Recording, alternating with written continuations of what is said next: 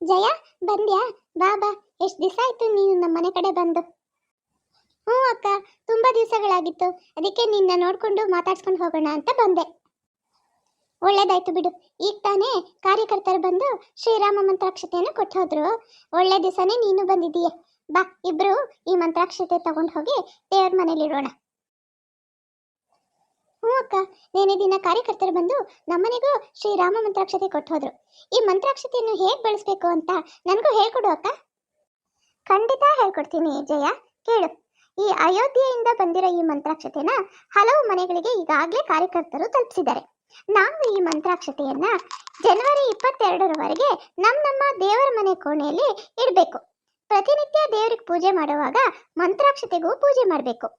ನಿನಗೆ ಗೊತ್ತಿರೋ ಹಾಗೆ ಅಯೋಧ್ಯೆಯಲ್ಲಿ ಇದೇ ಜನವರಿ 22ರಂದು ಬಾಲರಾಮನ ಪ್ರಾಣ ಪ್ರತಿಷ್ಠಾಪನೆ ನಡೆಯುತ್ತೆ. ಆ ಪ್ರತಿಷ್ಠಾಪನೆ ಬಳಿಕ ಈ ಮಂತ್ರಾಕ್ಷತೆಗೂ ಕೂಡ ದಿವ್ಯ ಶಕ್ತಿ ಪ್ರಾಪ್ತ ಆಗುತ್ತೆ. ಓ, ಹಾಗಾದ್ರೆ ಜನವರಿ 22ರವರೆಗೂ ಕೂಡ ನಾವು ನಮ್ಮ ದೇವ್ರ ಕೋಣೆಯಲ್ಲಿ ಇದನ್ನ ಇಟ್ಟು ಪೂಜೆ ಮಾಡಬೇಕು. ಆದ್ರೆ ಅದಕ್ಕೆ ಮುಂಚೆ ನಾವು ಯಾವುದೇ ರೀತಿ ಈ ಮಂತ್ರಾಕ್ಷತೆಯನ್ನು ಬಳಸೋ ಹಾಗಿಲ್ಲ ಅಂತಾನ ನೀನು ಹೇಳ್ತಾ ಇರೋದು? ಹೌದು ಜಯ, ಅದಕ್ಕೆ ಮುಂಚೆನೆ ಈ ಮಂತ್ರಾಕ್ಷತೆಯನ್ನು ಬಳಸೋ ಹಾಗಿಲ್ಲ. ದೇವ್ರ ಕೋಣೆಯಲ್ಲಿ ಇಟ್ಟು ಪ್ರತಿನಿತ್ಯ ಪೂಜೆ ಮಾಡ್ತಾ ಇರಬೇಕು. ಮತ್ತೆ ಈ ಮಂತ್ರಾಕ್ಷತೆಯನ್ನು ನಾವು ಯಾವತ್ತು ಬಳಸಬೇಕು? ಇದೇ ಜನವರಿ 22ರಂದು ಬಾಲರಾಮನ ವಿಗ್ರಹ ಪ್ರಾಣ ಪ್ರತಿಷ್ಠಾಪನೆ ಆದ ನಂತರ ಈ ಮಂತ್ರಾಕ್ಷತೆಯನ್ನು ಹೇಗೆ ಬಳಸಬೇಕು ಅಂತ ನಾನು ನಿನಗೆ ಹೇಳ್ಕೊಡ್ತೀನಿ ಜಯ. ನಾವು ಈ ಮಂತ್ರಾಕ್ಷತೆಯನ್ನು ಊಟದ ಅಕ್ಕಿ ಜೊತೆ ಸೇರಿಸಿ ಬೇಯಿಸಿ ಅನ್ನ ಮಾಡಿ ಸೇವಿಸಬಹುದು, ಅಥವಾ ಮನೆಯಲ್ಲಿ ಪಾಯಸ ಮಾಡಿ ಅದರ ಜೊತೆ ಕೂಡ ಸೇವಿಸಬಹುದು.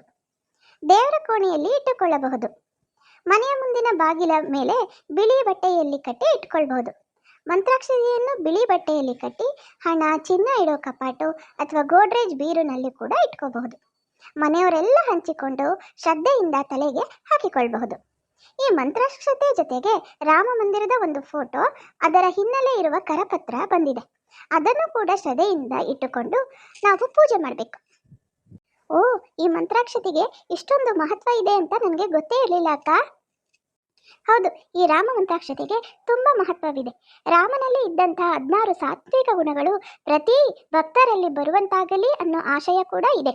ಈ ರಾಮ ಮಂತ್ರಾಕ್ಷತೆಯು ಸುಖ, ನೆಮ್ಮದಿ ಹಾಗೂ ಅಭಿವೃದ್ಧಿಯ ಸಂಕೇತ ಕೂಡ ಆಗಿದೆ. ಇದಕ್ಕೂ ಶುಭ ಕಾರ್ಯಗಳಲ್ಲಿ ಬಳಸುವ ಅಕ್ಷತೆಗೂ ತುಂಬ ವ್ಯತ್ಯಾಸವಿದೆ. ಈ ರಾಮ ಮಂತ್ರಾಕ್ಷತೆ ಬೇರೆ ಮಂತ್ರಾಕ್ಷತೆಗಿಂತ ಹೇಗೆ ವಿಭಿನ್ನವಾಗಿದೆ ಅಕ್ಕ? ಒಳ್ಳೆ ಪ್ರಶ್ನೆನೇ ಕೇಳಿದೆ.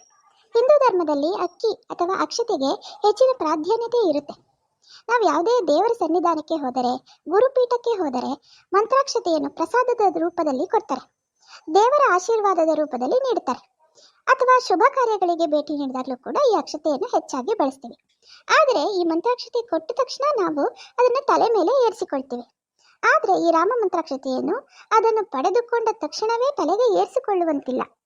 ಪ್ರತಿ ಮನೆಗೂ ತಲುಪಿರುವ ಈ ರಾಮ ಮಂತ್ರಾಕ್ಷತೆಯನ್ನು ರಾಮನ ಹೆಸರಿನಲ್ಲಿ ಭಜಿಸಿ ಜನವರಿ 22ರಂದು ಬಾಲರಾಮನ ಪ್ರಾಣ ಪ್ರತಿಷ್ಠಾಪನೆ ಆದ ನಂತರವೇ ಬಳಸಬೇಕು.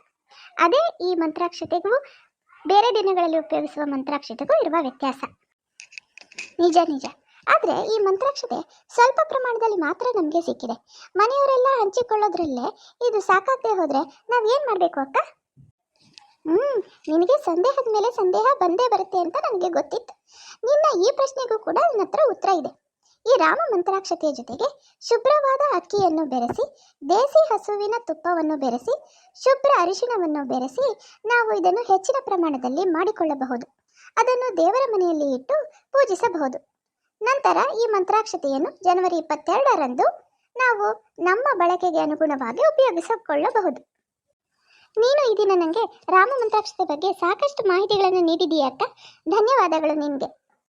ನನಗೆ ಗೊತ್ತಿರೋ ವಿಷಯನ ನಿನ್ನಲ್ಲಿ ಹಂಚಿಕೊಂಡಿದ್ದೀನಿ ಅಷ್ಟೆ. ಅಂದಹಾಗೆ ಜನವರಿ 22 ಬಾಲರಾಮನ ವಿಗ್ರಹ ಪ್ರಾಣ ಪ್ರತಿಷ್ಠಾಪನೆ ಆದ ದಿನ ಆ ಸಂಜೆ ದೇವರ ಪೂಜೆ ಮಾಡಿ 5 ಹಣತೆಗಳನ್ನು ಹಚ್ಚಬೇಕು.